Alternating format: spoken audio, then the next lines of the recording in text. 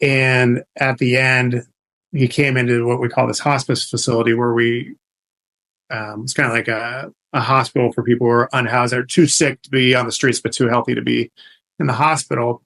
And he wanted to pass away there. And so we thought we would be able to do it in a way that was dignified and efficient. So we did it. But toward the end, he reconnected with his sister. He reconnected with his priest. He reconnected with some friends. He had some honest conversations with his longtime friends, on the commons, telling him how much, they meant to him and all this.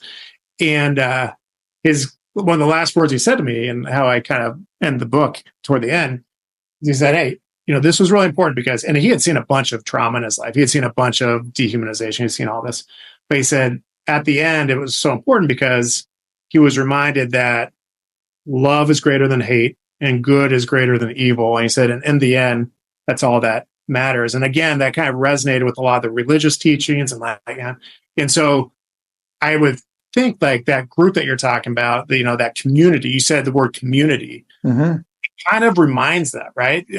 Being exposed to the darkest parts of humanity and coming back and having that community can kind of provide that reminder of, no, there is still good in the world, and the good can, hate tends to be weak and reflexive but love and community is ultimately can kind of dominate hate. And I think that's the therapeutic part of what you're talking about as well, is that sense of community to, what your wife didn't have when you were over there initially, and to be able to, tap into that. I think it's really important. Yeah.